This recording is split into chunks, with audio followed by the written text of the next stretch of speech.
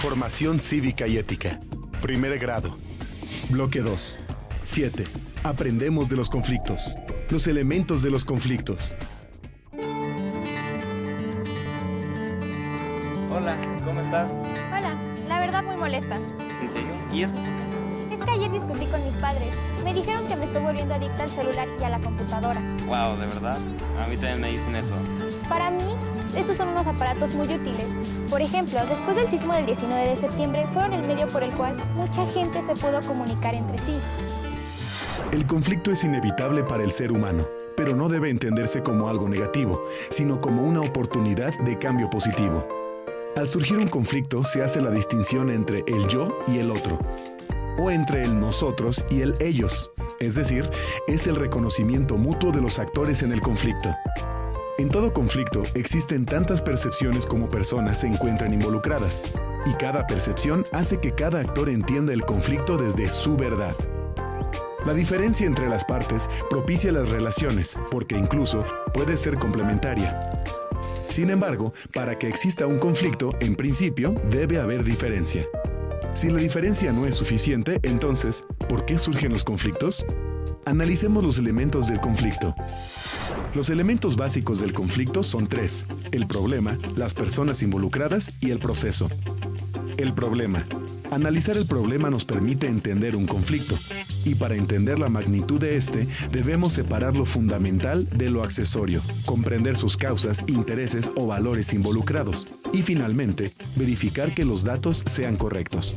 Por ejemplo, en el sismo de 2017, podemos identificar dos posturas encontradas en cuanto a formas y medios de comunicarse.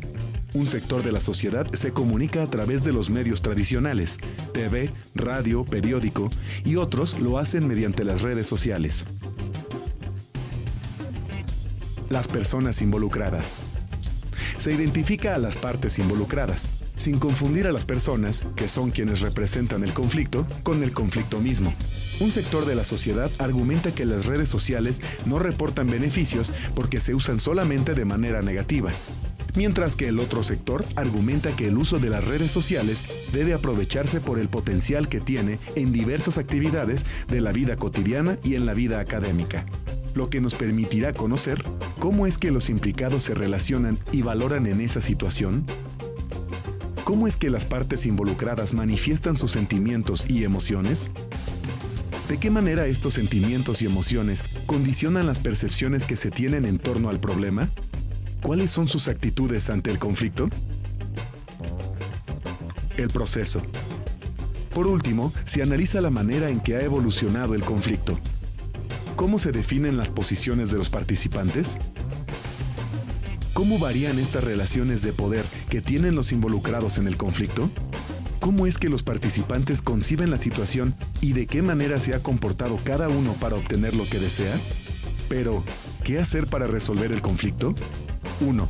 Definir adecuadamente el conflicto, identificando todos sus componentes. 2. Establecer cuáles son los objetivos y ordenarlos según su importancia. 3.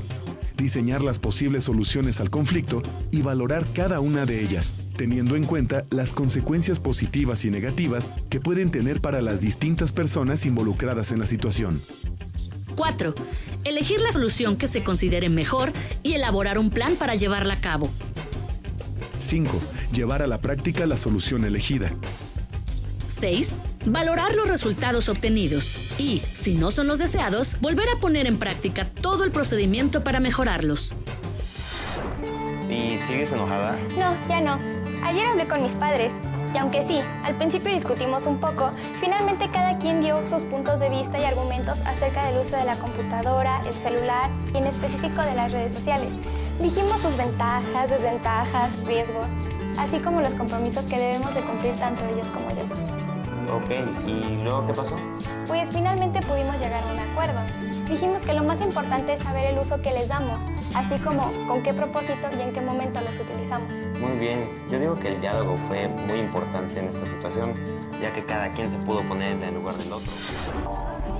¿Y tú, cómo resuelves tus conflictos?